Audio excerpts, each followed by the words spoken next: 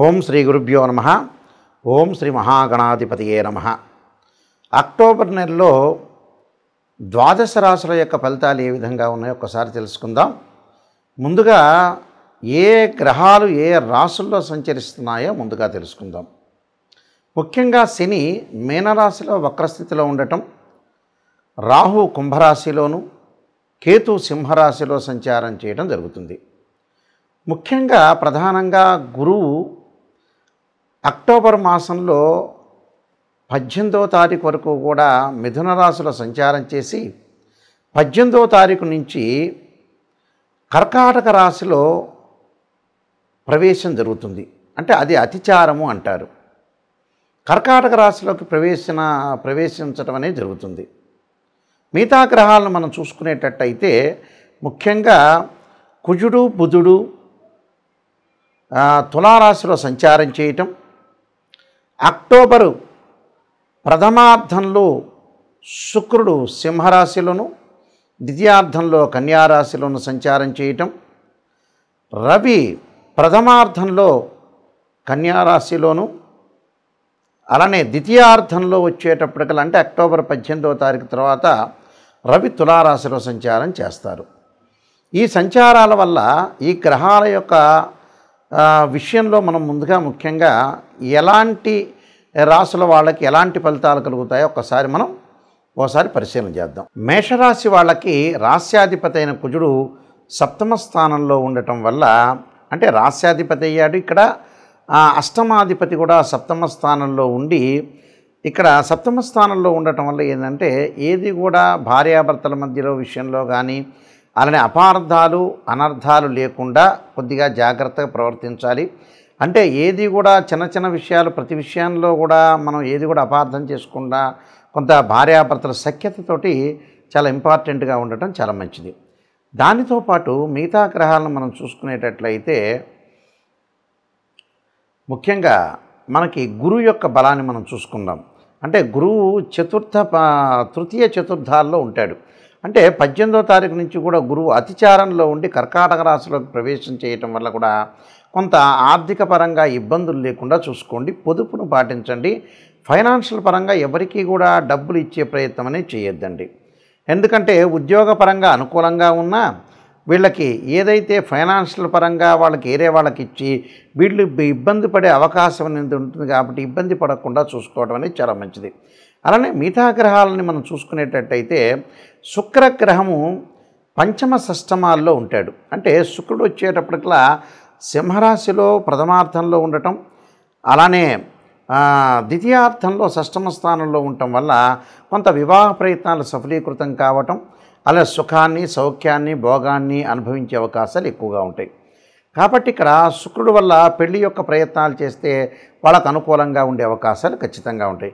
అలానే వివాహాది శుభ కార్యక్రమాల్లో కూడా వీళ్ళు పాల్గొనే అవకాశాలు ఎక్కువగా ఉంటాయి. అలానే రవిగ్రహాన్ని మనం చూసుకునేటట్టయితే ఈ రవి షష్టమ స్థితిలో ఉండటం వల్ల షష్టమం సప్తమంలో ఉన్నాడు. ప్రథమార్థంలో షష్టమంలో ఉండటం వల్ల అనుకూలంగా ఉంటుంది. నూతన ఉద్యోగాల ప్రయత్నాలు అక్టోబర్ 18 లోపల వీళ్ళు ప్రయత్నాలు చేసి సఫలీకృతం అయ్యే అవకాశాలు ఖచ్చితంగా ఉంటాయి. రాబడి ఆదాయం కూడా బాగా పెరిగే అవకాశాలు ఎక్కువగా ఉంటాయి. అలానే శుక్రగ్రహాన్ని మనం చూసుకునేటట్లయితే ఈ శుక్రుడు వల్ల నేను ఇందాక చెప్పినట్టుగా అనుకూలమైన ఫలితాలు వచ్చే అవకాశాలు ఎక్కువగా ఉంటాయి. అలానే బుధుడు విషయానికి మనం వస్తే బుధగ్రహం వల్ల కూడా మంచి ఫలితాలు జరిగే అవకాశాలు ఎక్కువ ఉంటాయి. ఎందుకంటే తృతీయాధిపతి అయ్యాడు. తృతీయాధిపతి షష్టమాధిపతి అయిన బుధుడు ముఖ్యంగా సప్తమ స్థానంలో ఉండటం వల్ల కొంత వ్యాపార పరంగా కొంత తక్కువగా పెట్టుబడి పెట్టి వ్యాపారాన్ని చేయాలి. ఎక్కువగా పెట్టుబడి పెట్టడం వల్ల కూడా అనవసరమైన అనర్థాలకి అనవసరంగా డబ్బులు కోల్పోనే అవకాశాలు ఎక్కువ ఉంటాయి. కాబట్టి కోల్పోకుండా ఉండటం చాలా మంచిది. అలా శని యొక్క బలం వల్ల ధనలాభం కలిగే అవకాశాలు ఎక్కువగా ఉంటాయి. అలా రాహు యొక్క బలం వల్ల విదేశాలకు వెళ్ళే అవకాశాలు బాగా ఎక్కువగా లభించే అవకాశాలు ఉంటాయి. అక్కడ గ్రీన్ కార్డు కూడా వచ్చే అవకాశాలు ఎక్కువగా ఉంటాయి. అలానే కేతు యొక్క బలం వల్ల కూడా వీళ్ళకి కొంచెం సంతానపరంగా కొంత ఇబ్బందులు కలిగే సూచనలు బాగా ఎక్కువగా ఉంటాయి. కాబట్టి నేను చెప్పబోయే కొన్ని రెమెడీస్ అనేవి మీరు పాటించండి. ముందుకు వెళ్ళటం వల్ల మీకు మంచి జరిగే అవకాశాలు ఖచ్చితంగా ఉంటాయి. ఈ రాశి వారు ముఖ్యంగా కొన్ని ప్రత్యేకంగా రెమెడీస్ అనేవి అనుసరించాలి.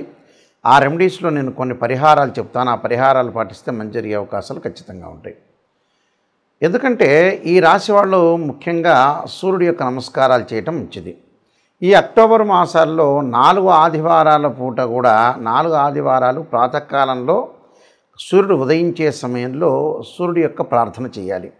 సూర్యుడి యొక్క ప్రార్థన చేయటంలో చాలా మంచి మంత్రం ఏమిటంటే సూర్యగాయత్రి మంత్రం అంటాం మనం. ఈ సూర్యగాయత్రి మంత్రం వల్ల ఏం జరుగుతుంది అంటే ఉద్యోగపరంగా ఇబ్బందులు లేకుండా ఉంటారు, నూతన ఉద్యోగాలు లభించే అవకాశం ఉంటుంది, ఆరోగ్యం మహాభాగ్యం అని ఆరోగ్యం పరంగా కూడా ఇబ్బందులు లేకుండా ఉండే అవకాశాలు ఖచ్చితంగా ఉంటాయి. కాబట్టి ఆరోగ్యం కానీ ఉద్యోగం కానీ అనుకూలంగా ఉండాలంటే సూర్యగాయత్రి మంత్రాన్ని సూర్యుడి యొక్క స్తోత్రపరణం చేయాలి. సూర్యగాయత్రి మంత్రంలో అతి పవర్ఫుల్ అయిన మంత్రం ఏంటంటే ఆదిత్యాయ విద్మహే సహస్రమూర్తాయ ధీమహి తన్నో భాను ప్రచోదయాత్ అనే మంత్రాన్ని చదవాలి. దాంతోపాటు ఓం ఆదిత్యాయ విద్మహే సహస్ర కిరణాయ ధీమహి తన్నో సూర్య ప్రచోదయాత్ అనే మంత్రాన్ని చదివితే మనకు ఖచ్చితంగా మంచి జరిగే అవకాశాలు ఖచ్చితంగా ఉంటుంది. అలానే మానసికంగా ఆందోళన చెందుతున్న వాళ్ళు, చెవి ముక్కు గొంతు అలానే నిమోనియాతో బాధపడుతున్న వాళ్ళు, లంగ్స్ సంబంధించిన ఎఫెక్ట్స్తో బాధపడుతున్న వాళ్ళు, ఖచ్చితంగా సైనస్ సంబంధించిన ఆరోగ్యపరంగా ఇబ్బందులు కలుగుతున్న వాళ్ళు, మానసికంగా బలం లేని వాళ్ళు, మానసికంగా ఆందోళన చెందుతున్న వాళ్ళు ఖచ్చితంగా ఆరాధన చేయాల్సిన చంద్రగ్రహాన్ని ఆరాధన చేయాలి. చంద్రుని ఎలా ఆరాధన చేయాలి? చంద్రగాయత్రి మంత్రాన్ని చదువుకోవాలి. క్షీరపుత్రాయుధ్య అమృతతత్వాయ ధీమహి తన్నో చంద్ర ప్రచోదయాత్ అనే మంత్రాన్ని చదువుకోవాలి.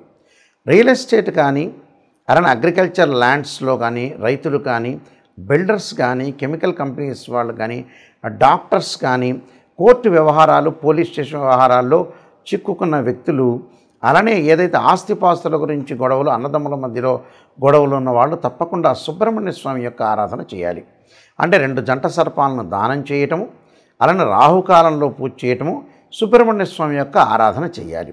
సుబ్రహ్మణ్య స్వామిని చుట్టూ ప్రదర్శన చేసేటప్పుడు తప్పకుండా తత్పురుషాయ విద్యే మహాసేనాయ ధీమహి తన్నో షణ్ముఖ ప్రచోదయాత్ అనే మంత్రాన్ని చక్కగా చదువుకోవటం వల్ల మనకున్న గొడవలు తగాదులు ఇలాంటివన్నీ కూడా పరిష్కారం జరిగే అవకాశాలు ఖచ్చితంగా ఉంటాయి. అలానే వీళ్ళు బుధగ్రహం అంటే బుద్ధిబలం పెరగటానికి, లౌకిక జ్ఞానం పెరగటానికి, అలానే గణిత శాస్త్రంలో ప్రాధాన్యత పెరగటానికి, లెక్కల్లో పిల్లలు విద్యార్థులు వీక్గా ఉన్న వ్యక్తులు వ్యాపారపరంగా అనుకూలంగా ఉండాలంటే ఖచ్చితంగా విష్ణు సహస్రనామ పారాయణంతో పాటు ఓం యక్షాయ కుబేరాయ వైశ్రవణాయ ధనధాన్యాధిపతే ధనం ధాన్యం సమృద్ధిమే దేహిమే దాపయిస్వ అనే మంత్రాన్ని చక్కగా బుధవారం రోజున ప్రాతకాలంలో 11 సార్లు చదవటం చాలా మంచిది. అలానే విద్య యందు అనుకూలంగా లేకపోవటం, విద్య పిల్లలకి మర్చిపోవటం చదివినంతా కూడా, అలానే ధనపరంగా ఇబ్బందులు కలుగుతున్న వాళ్ళు, మొండి బాకీలు వసూలు కాని వాళ్ళు, ఉద్యోగ ప్రయత్నాలు కూడా అనుకూలంగా లేని వాళ్ళు, అలానే ఫైనాన్షియల్ పరంగా ట్రబుల్స్ ఉన్న వ్యక్తులు ఎవరైతే ఉంటారో వాళ్ళందరూ కూడా సంతానపరంగా ఇబ్బందులు కలిగిన వ్యక్తులు ఎవరైతే ఉంటారో వాళ్ళందరూ కూడా తప్పకుండా దత్తాత్రేయ స్వామి పారాయణం దత్త కవచాన్నితో పాటు ఓం దేవానాంచ ఋషీనాంచ గురుకాంచన సన్నిభం బుద్ధిమతం త్రిలోకేశం తమ నమామి బృహస్పతిం అనే మంత్రాన్ని చక్కగా చదువుకోవటం వల్ల కూడా వీళ్ళకి మంచి జరిగే అవకాశాలు ఖచ్చితంగా ఉంటాయి. అలానే వివాహం కాని స్త్రీ పురుషులు ఎవరైతే ఉంటారో మాకు వివాహాలు కావట్లేదు, దగ్గరికి వచ్చినట్టు వచ్చి వెళ్ళిపోతున్నాయనే వ్యక్తులు అమ్మవారి యొక్క ఆరాధన చేయాలి. అమ్మవారి యొక్క ఆరాధనతో పాటు మహాలక్ష్మి అంటే మహాకాళి, మహాలక్ష్మి, మహాసరస్వతిని ప్రార్థన చేయాలి. అలానే కాత్యాయనాయుధ్యే కన్యాకుమారి ధీమహి తన్నో దుర్గి ప్రచోదయాత్ అనే మంత్రాన్ని చదవటం వల్ల శీఘ్రంగా వివాహం జరిగే అవకాశాలు ఉంటాయి. అలానే శుక్రవారం రోజున బొబ్బర్లు దానం చేయటం, వీలైతే బొబ్బర్లు ఆవుకు పెట్టే అవకాశం అనేది చూసుకోవాలి. అలానే వీలైతే శుక్ర జపం చేయించటం, అలానే అబ్బాయిలు వివాహం కాలేదంటే వరపాశుపతాస్త్ర అంటే కన్యాపాశుపతాస్త్ర రుద్రాభిషేకం, అమ్మాయిలు వచ్చేటప్పటికల్లా అంటే అబ్బాయిలు వచ్చేటప్పటికల్లా ఈ శుక్రుడి గురించి మళ్ళీ రిపీట్గా చెబుతున్నాను చూడండి ఒక్కసారి. శుక్రగ్రహం నుంచి మళ్ళీ చెబుతున్నాను. ఎవరైతే అమ్మాయిలకు వివాహం కావట్లేదో, అబ్బాయిలకు వివాహం కాకపోతుంటే వీళ్ళు శుక్రగ్రహం యొక్క అనుకూలత ఉండాలి. శుక్రుడు కళత్రకారకుడు, వివాహకారకుడు, సుఖాన్ని భోగాన్ని సౌఖ్యాన్ని ఇచ్చేవాడు శుక్రుడు. ఈ శుక్రగ్రహం వల్ల మరి ఎవరికైతే వివాహం కావట్లేదో అబ్బాయిలు కన్యాపాశుపతాస్త్ర రుద్రాభిషేకం, అమ్మాయిలు వరపాశుపతాస్త్ర రుద్రాభిషేకం చేయటం, శుక్ర జపము, శుక్ర హోమం చేసుకోవటం, భృగుపాశుపతాస్త్ర రుద్రాభిషేకం చేసుకోవటం వల్ల చాలా మంచి జరిగే అవకాశం ఖచ్చితంగా ఉంటుంది. అలానే ఆయు ప్రమాణం తగ్గుతూ ఉండి ఆరోగ్యపరంగా నష్టాలు జరుగుతున్న వ్యక్తులు శని యొక్క ప్రభావం ఉంటుంది కాబట్టి శని యొక్క ఆరాధన చేయాలి. వీలైతే మరి నువ్వుల నూనెతోటి శివుడికి అభిషేకం చేయటం వల్ల ఆయు ప్రమాణం పెరుగుతుందని శాస్త్రంలో చెప్పారు. అలానే విదేశాలకు వెళ్లకుండా, విదేశాలకి ఏదైతే వీళ్ళకి వీసా రాకపోవటం, విదేశాల్లో ఉన్న వ్యక్తులకు కూడా అక్కడ వాళ్ళకైతే మంచి వ్యాపారం కానీ అలానే మంచి జాబ్ కానీ రాకుండా, గ్రీన్ కార్డు కూడా రాకుండా ఉన్న వ్యక్తులు, విదేశాల్లో ఉన్న వ్యక్తులు ఎవరైతే ఉంటారో రాహు యొక్క ఆరాధన చేయాలి. అర్ధకాయ మహావీరం చంద్రాదిత్యమర్దనం సింహకాగర్భ సంభూతం తమ రాహుం ప్రణమామ్యం అనే మంత్రాన్ని చక్కగా చదువుకోవాలి.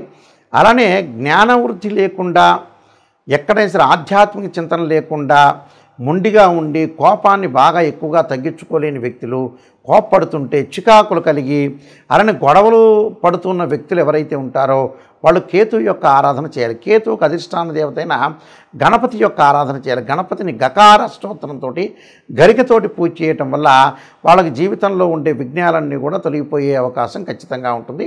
ఈ రాశి వాళ్ళందరికీ కూడా శ్రీ పరమేశ్వరుడి యొక్క అనుగ్రహాన్ని ఉండాలని ఆశిస్తూ, మీ అందరికి కూడా మంచి జరగాలని ఆశిస్తూ సర్వే జనా సుఖినో భవంతు.